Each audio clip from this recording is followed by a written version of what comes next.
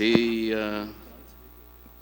Congressman Barsaga lang naman ang mahilig gumawa ng mga tables ng numbers na ito. Kasi nung nagte-training po ako sa Harvard, Mr. Chair, si Kong Barsaga, professor doon eh.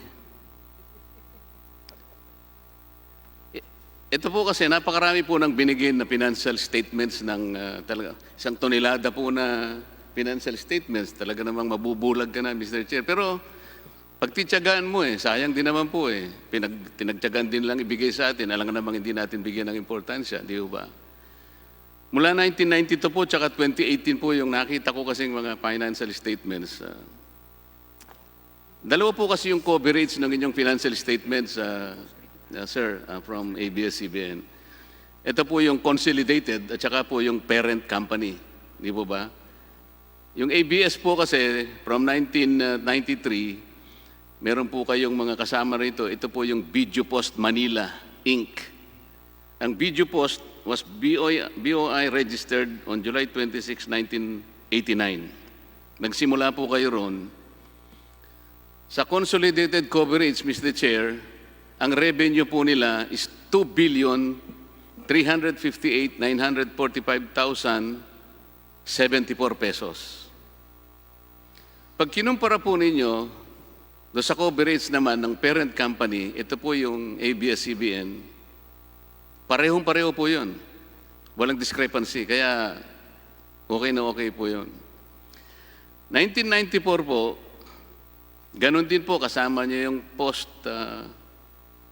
Video Post Manila, hanggang 1995, 96, kasama na po yung mga subsidiaries, Mr. Chair, umabot hanggang 2000, let me see,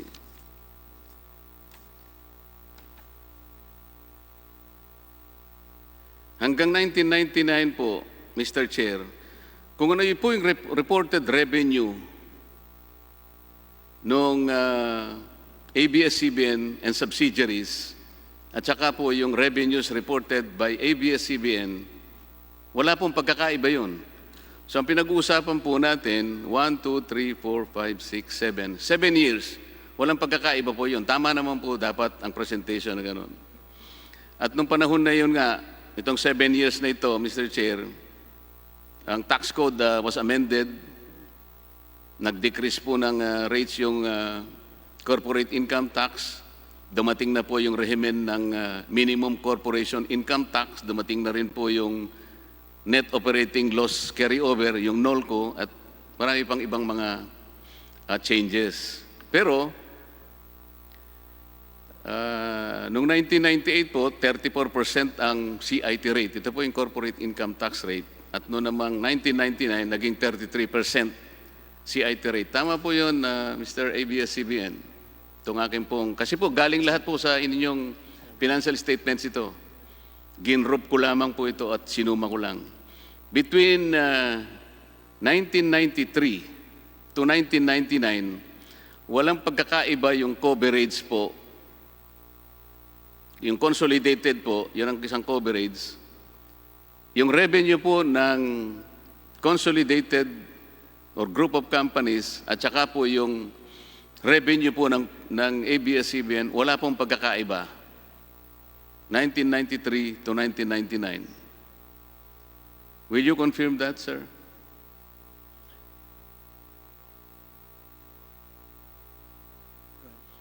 Example, in 1999, ABS-CBN and subsidiaries consolidated 7,822,176,512 pesos. Ganon din po yung halaga sa parent company, which is ABS-CBN. Okay. That's correct, Your Honor. Wala Okay. pong pagkakaiba. Magmula po ng 1993 hanggang 1999, kung ano po yung consolidated revenues, yun din po yung coverage, consolidated revenues po ng parent company, which is ABS-CBN. Tama po yan. Okay. Noong 2000 po, year 2000, 32% na po yung corporate income tax rate. Ang revenues po ng consolidated companies po ninyo and subsidiaries, 9,240,308 pesos. At dito po nagkaroon ng nakita kong problema. Sapagkat yung recorded naman nyo sa parent company or ABS-CBN, 8,836,768 pesos, 122 pesos. Alam po niyo yung difference? 403,539 pesos, 878. Ito po ay financial statements ninyo. Wala po akong sariling dokumento rito. Mo pang sumagot? Sige po. Ang pagkakaiba po niyan ay nanggaling na po sa business ng ABS-CBN para po sa kanyang international operations. Kaya nga po dito papasok po. Kaya po nagkakaiba po yung parent tsaka po consolidated kasi po sa parent wala po yung international revenue niya, nasa subsidiaries po niya. Alam ko po yun. Papasok na po tayo dahil dito na po. Ito yung nakikita ko dito yung influensya ng Big Dipper. In 2001, consolidated revenues 9,741,191,000. Parent company ABS-CBN 9,097,368,000. Ang difference 643,823,000. Ito lang muna ang ano natin. Merong difference talaga. If you want to confirm that. 2002, hindi ko nababanggitin po yung revenues ng dalawang column na ito. You can check your records.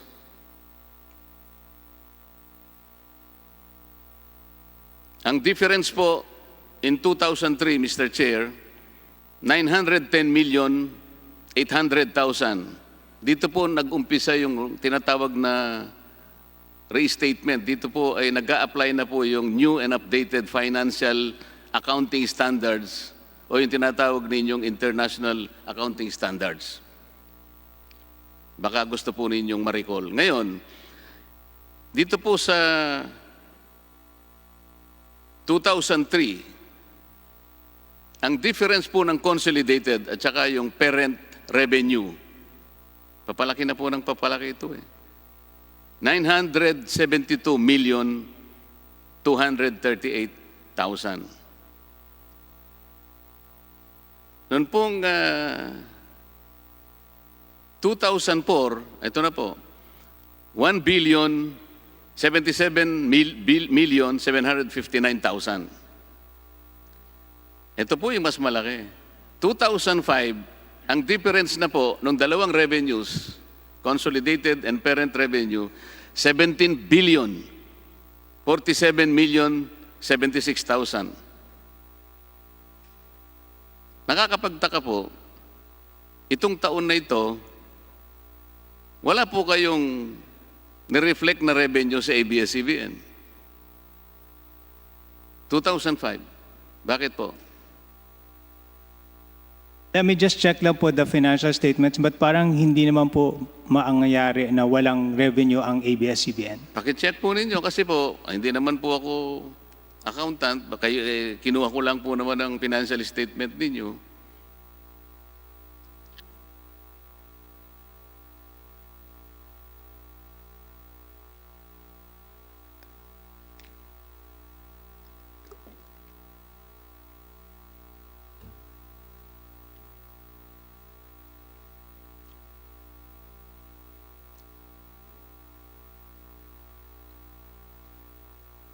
Your Honor, hanapin ko lang po yung files ko.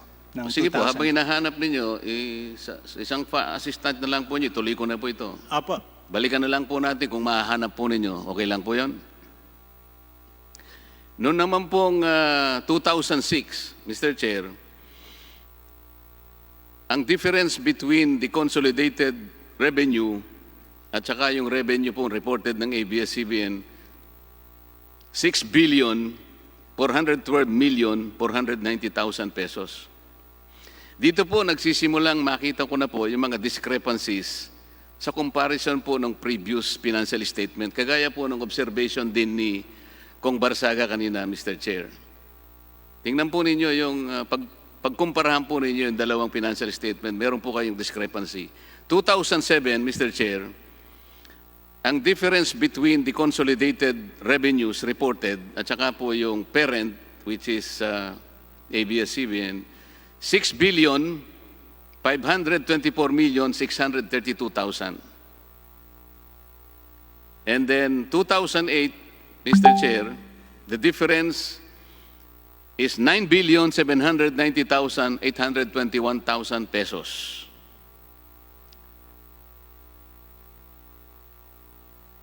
(2009), Mr. Chair, ito na po yung medyo malaki-laki na naman. 11,445,397. Dito po na-incorporate yung ABS-CBN Hungary at saka yung registration po ng Big Dipper sa PESA. Itong 2009 po.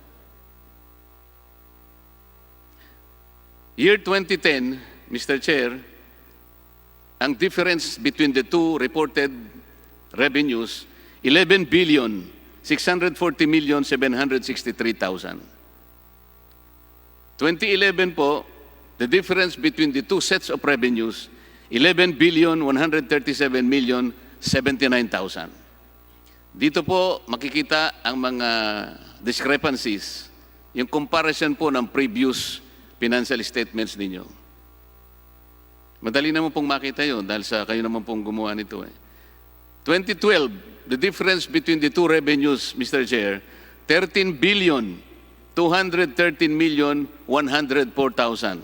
Meron na naman pong discrepancy ron. 2013, 15,085,710,000. 2014, Mr. Chair, 14,954,816,000. Napakaraming pera po nito, Mr. Chair. 2015, 16,466,743,000. 2016, 17,155,859,000. 2017, 17,932,329,000. 2018, ito po yung last 2 years ago. The difference between the two sets of revenues, another 17,373,924,000. Ito pong nakita kong differences, Mr. Chair. Itong 15 years lamang na ito, na binabanggit kanina ni Kong Sarate, sayang wala na po sa rito, na ang sinasabi po kasi nila, nagbayad daw sila ng taxes, total of 71.5 billion pesos for 17 years. Pero ito po, 15 years lang ang kinukwenta ko, at sa difference lang, Mr. Chair, 186 billion po ang difference. So kahit na po siguro nagbayad sila ng 100 billion, Mr. Chair, may matitira pang 86 billion. Ito po yung, Mr. ABS-CBN, sarili po ninyong financial statements ito eh. Hindi ko po ginawa ito eh. Bakit po, kung halimbawa po, sabihin na lang nating 30% CIT, ito, preliminary lang naman po ito. May plus or minus, whatever. Kung halimbawa, ang pagbabasihan natin, yung consolidated revenues po ninyo, sapagkat doon naman yung, nandun lahat ang subsidiaries nyo, di dapat noong 2016, Mr. Chair, ang bayad ninyo ng tax, 12.49 billion pesos sana. Noong 2018 naman, ang binayaran nyo sana, 12.21 billion. At noong 2017, 2018 pala, teka, nagkabaligtad to.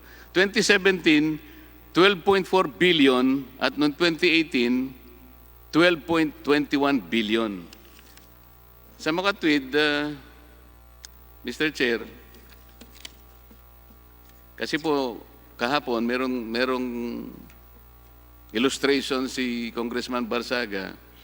Between 2016 and 2019, sabi po nila, ang naibayad yata nila, ngayon, binago nila, Ngayon ko lang nakita. 2016 to 2018, 24.6 billion po ang binayad ninyong taxes. Tama po yun? Pero kung kukwentahin ko po rito ngayon, dapat ang binayaran nyo 36.7 billion. Maaari po bang sumagot? Bibigyan ko po kayo ng pagkakataong sumagot. Ipaliwanag ko lamang po na sa akin po kasing palagay, Mr. Chair, itong differences na sinasabi ko, which amounted to an aggregate amount to 186 billion, ang posibilidad po kasi ay pagpasok po ng Big Dipper at saka yung mga tax shields through corporate layering ay nagamit. Then these additional revenues would have been reported by the parent company being subjected to the regular corporate income tax sana of 30%. Yung discrepancy pong nakikita ko kanina doon sa year-to-year basis ng financial statements, Mr. Chair, these are figures reported in the current year which are not the same figures reported in the previous years. Base po sa inyong financial statement kasi ito eh. So, hindi po ako may problema. Tiningnan ko lang po yung financial statements. You wanted to react? Kung maipapaliwanag ko lamang po the difference po between a parent company financial statements and a consolidated financial statements. Ang bawat subsidiary po ng ABS-CBN, may sarili-sarili po siyang financial statements na fina-file po sa BIR at nagbabayad po ng sarili-sarili nilang taxes. Ang consolidated financial statements po is a representation of the aggregated business of ABS-CBN and its subsidiaries. Under the Philippine Financial Reporting Standards, there is a difference between accounting for a parent company financial statements and a consolidated financial statements, which I will not go through anymore.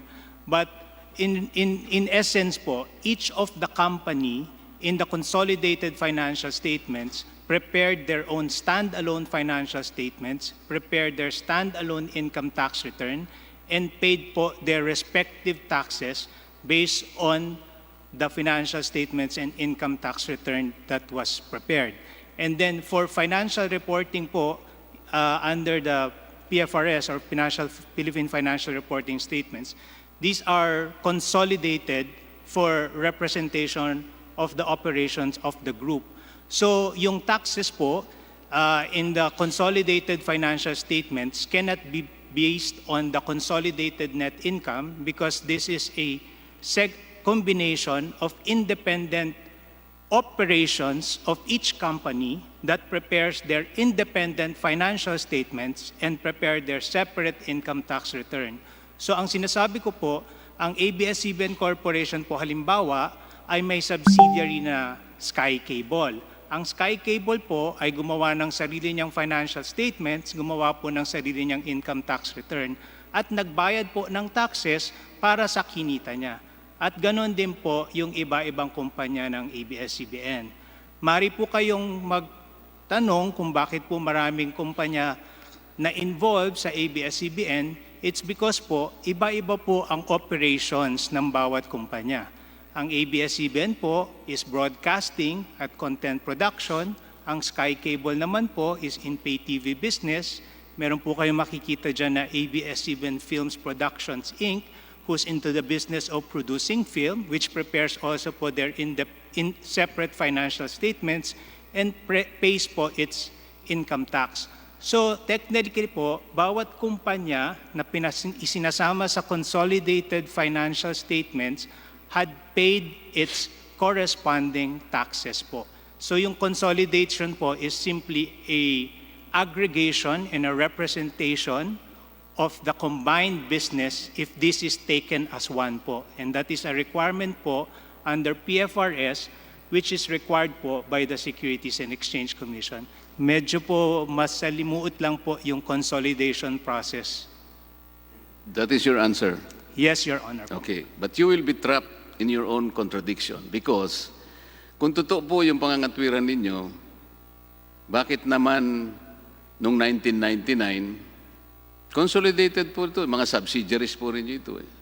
Pareho naman ang inyong consolidated revenues at yung consolidated revenue ng ABS-CBN Corporation. In 1998, ganun din. Nireport din yung subsidiaries din. Hindi pinag-iwahiwalay kamukha ng pagkakapaliwanag nyo. Naintindihan ko po yung paliwanag na yun.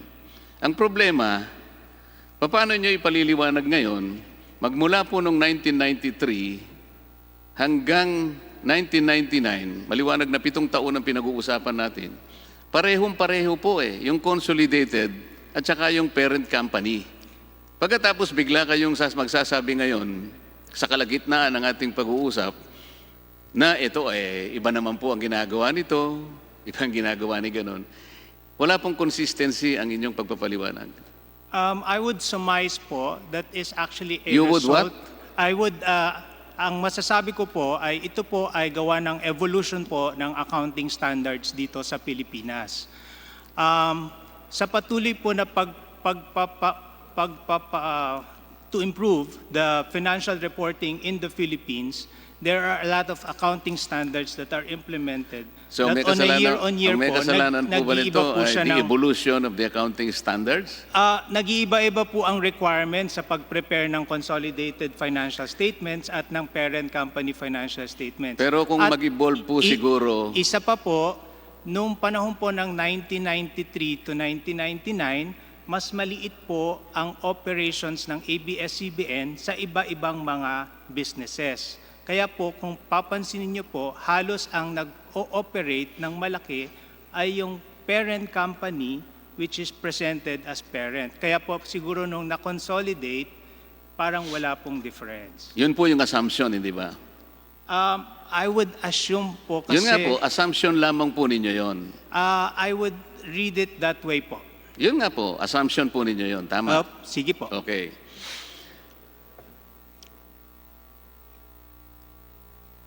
Pero iba naman po kasi yung assumption ko eh.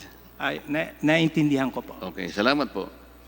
Sapagkat sa aking assumption po kasi, hindi naman magiging dahilan yung evolution ng accounting standards. Kaya naman po ginagawa yung evolution na yan para mapadali ang gawain, para hindi maitago kung ano yung dapat na itago. Kasi po, nakaka-intriga, 186 billion pesos na dati naman hindi naman po nagkakaiba itong parent company, biglang nagkaroon po ng mga discrepancy in your financial statements.